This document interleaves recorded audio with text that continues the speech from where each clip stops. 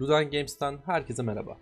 Bu videoda klasik MOBA oyunlarından pek aşina olmadığımız bir sistemden, dronelardan bahsedeceğiz. SSA'de farklı işlevlere sahip drone üretebileceğiniz bir fabrika var.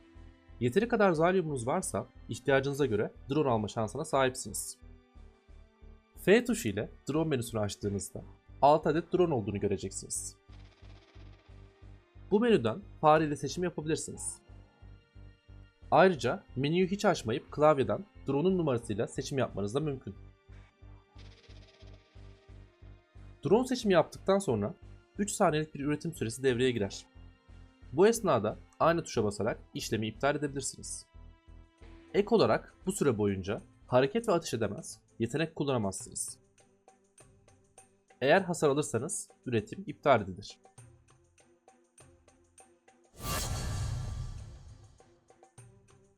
Bir numarada Guardian Drone var. Saldırı özelliği olduğu halde hareket etme yeteneği olmadığından onu savunma drone olarak tanımlayabiliriz. Guardian Drone üretildiği noktada sabit kalır, bir menzile sahiptir ve bu menzil içerisine giren düşman unsurlarına saldırır. Hasar avantajını her zaman saldırı odaklı istemeyiz. Daha iyi savunma yapabilmek için de daha yüksek hasar ihtiyaç duyarız. Örneğin oyun ilerledikçe vulkanların kalabalık minyon sürüleriyle baş etmesi zorlaşır. Vulkanlara refakatçi olarak konumlandırılan bir Guardian Drone savunmanızı güçlendirecektir. Aynı zamanda Guardian Drone'ların imha ettiği birimlerin zalim değeri drone'un sahibi pilota gider. Böylece savunma amaçlı kurduğunuz bu yapı vulkanınızı korurken size de ekstra zalim kazandırmış olur. Guardian Drone kullanarak arenanın stratejik noktalarında güçlendirilmiş bölgeler oluşturabilir ve savaşı kontrol altında tutabilirsiniz.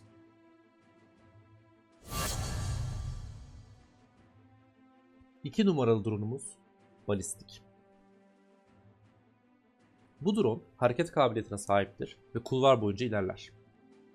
Tıpkı Guardian gibi bir saldırı menzili vardır ve bu menzil içerisindeki rakip unsurlara saldırır. Kulvarlarda kalabalık bir minyon sürüsüyle birlikte oldukça etkili ve tehlikelidir. Minyonlarınızın arkasına yerleştireceğiniz bir balistik drone ile o kulvarda etkin bir güç elde edebilirsiniz. Takım arkadaşlarınızla birlikte bir kulvara birden fazla balistik drone bırakıp kulvarı uçan dostlarınıza emanet edebilirsiniz. Minyonlarla birlikte o kulvarı sağlam bir şekilde iteceklerdir. Guardian gibi balistik drone'un da imha ettiği birimlerin zalim karşılığı drone'un sahibi pilota gider. Pahalı olmasına rağmen uygun koşullarda kendi maliyetini çıkarabilir ve ekstra zalim kazandırabilir.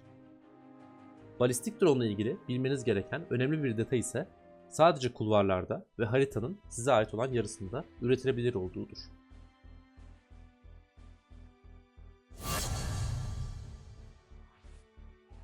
Üç numara Mayın Drone'u. Üretildiği yerde bir mayın işlevi görür. Rakibin dolaşmasını istemeyeceğiniz yerlerde caydırıcı bir güç sağlar. Bu drone bırakıldıktan 2 saniye sonra rakibe görünmez hale gelir. Düşman XPT'ler üzerinden geçtiği anda aktifleşir ve kısa bir süre sonra patlar. Merak etmeyin, minyonlar tarafından tetiklenmez.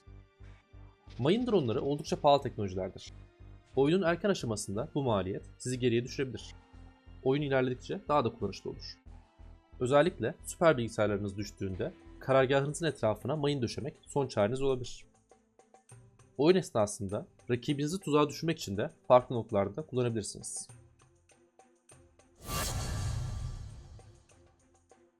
Dört numaralı drone. Görüş drone'u. Temel işlevi haritanın göremediğiniz bölgelerinde görüş sağlamaktır. Kendi menzil içerisindeki bölgeyi görünür kılar. Bu drone'u kullanarak olası tehlikelere karşı önlem alabilirsiniz. SSA'de Fog of War yani savaş sisi adı verilen bir harita dinamiği vardır.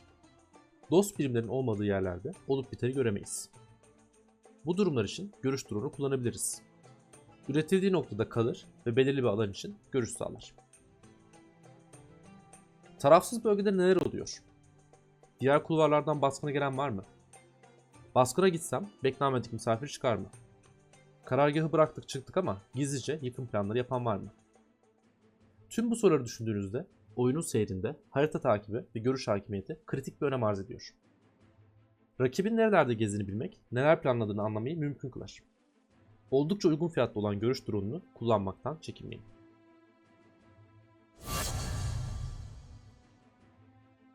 5 numara Portal Drone.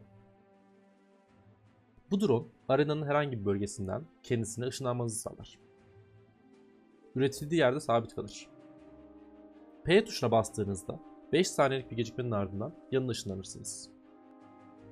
Şehirde tankla ulaşım oldukça zahmetli bir iş. Takım arkadaşlarınızın yanına giderken geç kalabilirsiniz. Ya da karargâhtan yola çıkıp kulvara ulaşıncaya kadar XP, Zalyum ve hatta Vulkan'ınızı kaybedebilirsiniz. Bu durumların önüne geçmek için en sık kullandığınız güzergahı kısaltmak adına Portal Drone kullanmak size ciddi zaman kazandırır. Portal Drone'u kullandıktan sonra yeniden kullanım için uzun bir bekleme süresi olduğunu unutmayın. Kulvarda güvenli bir yere bir Portal Drone bırakıp huzurla karargaha dönüp hızla geri ışınlanabilirsiniz. Kulvar hakimiyetini kaybetmemek adına yapılacak en verimli yatırımdır. Ayrıca rakip takımın bölgesinde derinlere bırakılan bir Portal Drone beklenmedik anlarda avantaj kazandırabilir. Sinsi yıkım planları yaparken Portal Drone'u saklayacak sağlam bir yapı kaldığından emin olun. 6 numaralı ve son drone'umuz. Tamir drone'u.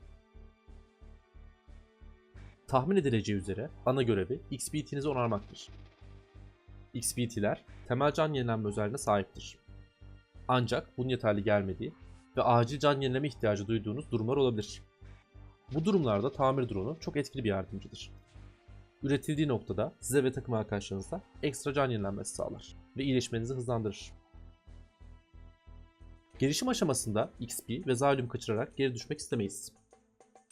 Bu sebeple mümkün olduğunca kulvarda kalmalıyız. Kulvarı sık sık terk etmemek adına güvenli bir yerde konumlandırılan tamir drone'u kulvar hakimiyetini kazanmak için büyük bir avantaj sağlar. Takım arkadaşlarınızla birlikte rakip bölgede bulunurken her an tehlike çanları çalabilir. Tamir drone'ları kullanarak oluşturulan bir güvenli bölge sizin varlığınızı güçlendirecektir. Ancak unutmayın, üst üste atılan tamir drone'larının iyileştirme etkisi birikmez. Yüksek rekabet içeren savaşlar, küçük miktarda can yenilenmelerinin kritik olduğu durumlardır. Bu durumlarda kullanacağınız tamir drone'u sizin hayata tutunmanızı sağlar.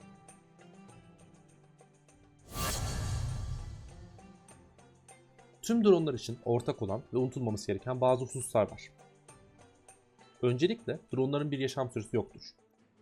İmha edilene kadar varlıklarını sürdürürler. Ayrıca her pilot her drone'dan bir adet bulundurabilir.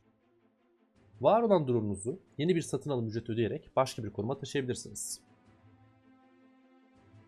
Her bir drone alımının ardından yeniden satın alım için bir bekleme süresi devreye girer. Bu bekleme süresi drone türüne göre değişiklik gösterir. Ve her bir drone için ilk satın alımdan sonra yarıya düşer. Son olarak dronelar da minyonlar ile birlikte zamana bağlı olarak seviye atlar. Seviye atlayan drone'un canı ve hasarı artar. Pervaneli dostlarımızı oyunun aksiyonu ile birlikte unutmak mümkün olabiliyor. Oyun esnasında drone kullanımı aklınızın bir köşesinde mutlaka bulunsun. İzlediğiniz için teşekkür ederiz. Daha fazla SSD içeriği için Ludan Games'i takip etmeyi unutmayın. Sevgilerle.